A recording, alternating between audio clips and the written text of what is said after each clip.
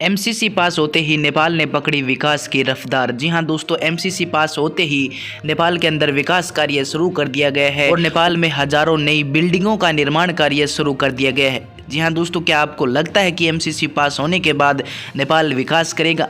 क्या आपको लगता है कि नेपाल के अंदर एमसीसी पास होने से अमेरिका नेपाल को पैसा देगा और उससे नेपाल की सड़कों का विकास होगा, नेपाल की बिजली लाइन का विकास होगा और अमेरिका के दिए गए पैसे से नेपाल दुनिया का सबसे अमीर देश बन जाएगा? क्या आपको लगता है? जी नहीं दोस्तों, नेपाल सरकार को ऐसा लगता है कि अमेरिका हमें पैसे देगा जिससे हम नेपाल का विकास कर सकते हैं और दुनिया में नेपाल का नाम कुछ अलग ही चमका सकते हैं।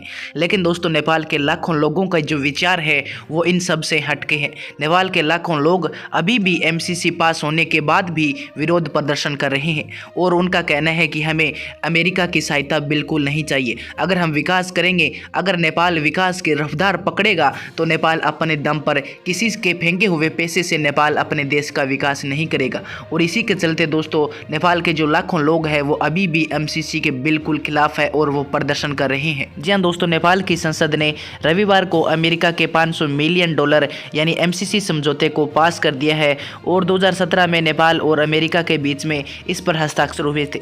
और नेपाल को ऐसा लगता है कि इस धन की सहायता से, इस मनी के सहायता से हम नेपाल में बिजली ट्रांसमिशन लाइन और सड़क सुधार परियोजना में काम कर सकते हैं। और नेपाल सरकार को ऐसा लगता है कि ये तो बहुत बढ़िया बात है, अमेरिका हमें पैसे दे रहा है अपने देश को विकास करने के लिए और ये जो पैसा है ये अमेरिका को वापस चुकाना भी नहीं पड़ेगा। लेकिन दोस्तों, नेपाल की सरकार को ये बात बिल्कुल भी समझ में नहीं आ रही है कि मुफ्त लंच जैसी कोई चीज़ होती ही नहीं है और खास करके हमें अमेरिका से ऐसी उम्मीद बिल्कुल भी नहीं करनी चाहिए। दोस्तों, नेपाल के लोगों को ऐसा लगता है कि एमसीसी के नियमों में जरूर ऐसा कोई प्रावधान है जिसके चलते नेपाल की संप्रभुता और नेपाल के राष्ट्रीय हितों को गंभीर नुकसान हो सकता है, उनका उल्लंघन हो सकता है।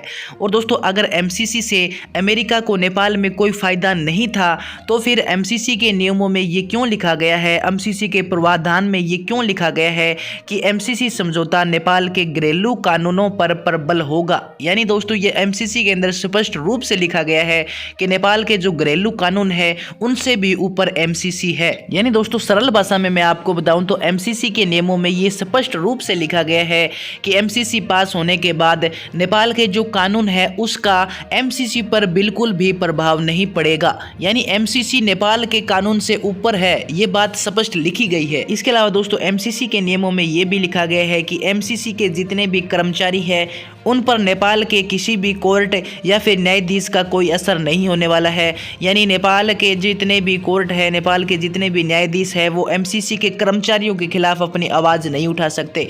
यानी दोस्तों, एक तरह से हम कह सकते हैं कि नेपाल के अंदर जो एमसीसी के कर्मचारी तैनात किए जाएंगे वो भी नेपाल के कोर्ट और न्यायाधीश से ऊपर होने वाले हैं। उनकी भी पावर नेपाल के कानून, नेपाल के कोर्ट से ऊपर होने वाली है।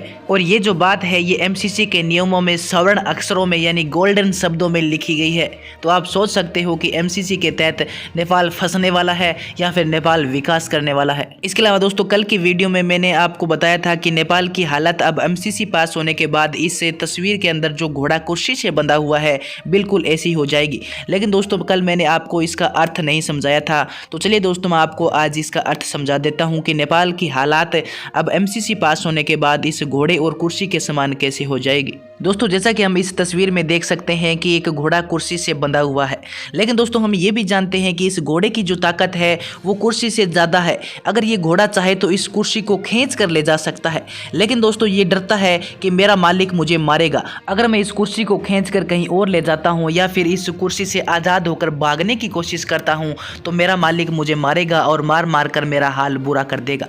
लेकिन दोस्तों, ऐसा क्यों है? ऐसा है इसकी गुलामी के कारण। जी हाँ दोस्तों, जैसा कि हम सब जानते हैं कि जो जानवर होते हैं वो पालतू होते हैं या एक प्रकार से हम कह सकते हैं कि अपने मालिक के गुलाम होते हैं।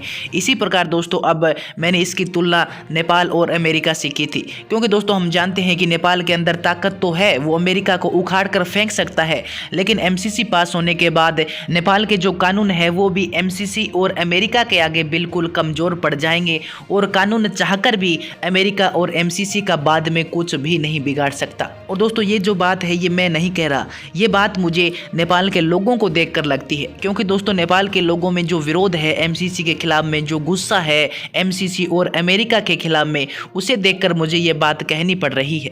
क्योंकि दोस्तों नेपाल के लोग बिल्कुल भी नहीं चाहते कि हम किसी की गुलामी करें या फिर हम किसी के फेंके हुए पैसे पर अपने देश का विकास करें। इसके अलावा दोस्तों आप में से कितने लोग एमसीसी को नेपाल में पसंद करते हैं और कितने लोग एमसीसी के खिलाफ है, आप मुझे कमेंट सेक्शन में जरूर बताएं। तो दोस्तों आज की वीडियो में इतना ही। अगर ये वीडियो आपको पसंद आया तो अपने दोस्तों के पास जरूर शेयर करें। चैनल पर नए हैं तो चैनल को भी जरूर सब्सक्राइब करें ताकि इस प्रकार की प्रत्येक अपडेट आप तक पहुंच के सबसे पहले